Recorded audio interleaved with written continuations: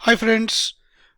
पिछले वीडियो में हमने बात करी थी कंटिन्यूअस और नॉन कंटिन्यूअस डेटा के ऊपर। तो जैसे हमने बात की थी सैलरी के ऊपर, जब हम प्रीवियस एग्जांपल में था कि मैंने आपसे ये कहा था कि जो सैलरी है उसको आप दो तरीके से अपने अपने सॉफ्टवेयर में इंक्लूड कर सकते हो। You can include it in many ways. Okay, so अब हम आज इस पर्टिकुलर वीडियो में हम ये देखने की कोशिश करेंगे कि आप इसको SPSS में किस तरीके से इंक्लूड करते हो। पहले हम देखते हैं ये मतलब ये नॉर्मल तरीका, मतलब यानी कि जो सैलरी है हमारी, अगर हमने कंटिन्यूस स्केल में अगर हम ले रहे हैं उसको, तो हम किस तरीके से अपने SPSS में उसको इंक्लूड करते हैं। तो देखिए SPSS की विंडो ये है। हम जाएंगे वेरिएबल व्यू में। वेरिएबल व्यू में यहाँ पे लिखेंगे हम लोग लेट्स से सैलरी। ओके, उसके बाद हम एंटर कर देंगे सैलरी। जैसे एंटर करेंगे वो न्यूमेरिक होगा, उसका width 8, let's say decimal 2। Level में अगेन हम we can write salary.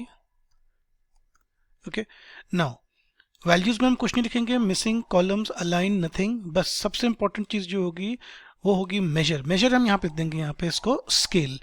Scale जैसे ही हम लिखेंगे, हम देखेंगे डेटा व्यू में ये सैलरी नॉर्मल स्केल की तरह हम लोग इसको इनपुट करेंगे। तो देख लेते हैं क्या क्या हमारी सैलरीज थी। यहाँ पे फर्स्ट में 25,000 थी, यानी कि पहले रिस्पोंडेंट की सैलरी 25,000 थी। दूसरे की 35,000 थी। ये मुझे डेटा कहाँ से मिल रहा है? यहाँ से मिल रहा है डेटा में इनको, ठीक है। फिर 20,000 थी, उसके बाद 15,000 थी,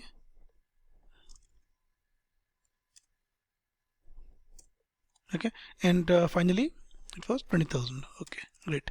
So this is done. Now अगर हमने इस तरीके से, अगर हमने सैलरी को इस तरीके से कोट नहीं किया, अगर हमने सैलरी को ऐसे कर रखा है in terms of let's say categories कर रखा है, तब हम कैसे करेंगे इसको SPSS में, वो देख लेते हैं जल्दी से। देखिए उस केस में अगर हम वेरिएबल व्यू में जाएंगे और यहाँ पे लेट्स से कर देते हैं हम लोग सैलरी, फिर से लिख देते हैं SALARY 1, क्योंकि नाम दूसरा देना पड़ेगा क्योंकि ऑलरेडी सैलरी नाम से एक वेरिएबल है, राइट। तो सैलरी 1 किया, यहाँ पे भी हम लोगों ने सैलरी 1 लिख दिया। अब जो इंपॉर्टेंट चीज़ है वो है वैल्यूज में। वैल्यूज में हम यहाँ पे 1 लिख देंगे और 1 में हम लोग कहेंगे लेट्स से 0 से कितना था, देखो इट वाज 0 से 20,000 के बीच में। ओके, तो यहाँ पे हम एक काम कर सकते हैं।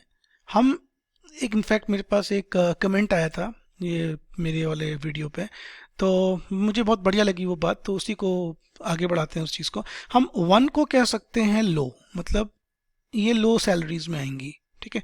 2 को हम कहेंगे मीडियम एंड 3 को हम कहेंगे हाई। तो यानी कि हमें पता है ये बात कि जिसकी सैलरी 3 होगी वो हाई है, जिसकी 2 होगी वो मीडियम है, जिसकी 1 होगी वो लो होगी। तो कैसे करेंगे? 1 लिखेंगे, यहाँ लिख देंगे लो और इसको हम यहाँ पे ऐड कर देंगे। फिर सेकंड में इसको कर देंगे हम मीडियम और इसको कर देंगे ऐड। 3 में हम कर देंगे इसको हाई, GH, और इसको ऐड करके ओके कर देंगे। अब देखिए ये फर्क हो गया यहाँ पे। इस केस में कोई वैल्यूज नहीं होंगी क्योंकि हमारा जो स्केल है वो क्या है, मेजर जो है वो स्केल पे है। और यहाँ पे कैटेगरीज होंगी तो ऑब्वियसली बात है यहाँ मेजर क्या होगा, दिस विल बी नॉमिनल।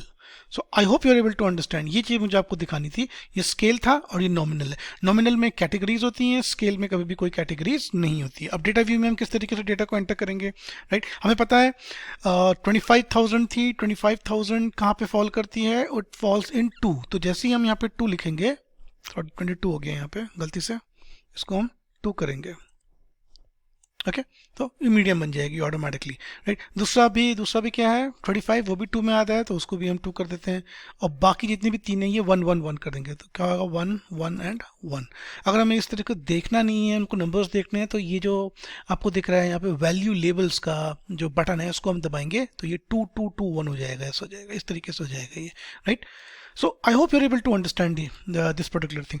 एक चीज़ और मैं आपको बताना चाहता हूँ। देखिए क्योंकि यहाँ पे जो लेवल है वो 3 है, 1 2 एंड 3, ये 3 लेवल है। तो ऐसे केसेस में हम ऑब्वियसली बात है टी टेस्ट नहीं लगा सकते, we will go for ANOVA. Okay, तो प्रीवियस वीडियोस में मैंने आपको ये बता रखा था कि अनोवा और टी टेस्ट में बेसिक फ़र्क क्या होता है। तो I hope this lecture was interesting. This was just an add on to the previous lecture that I made. Thank you so much for watching.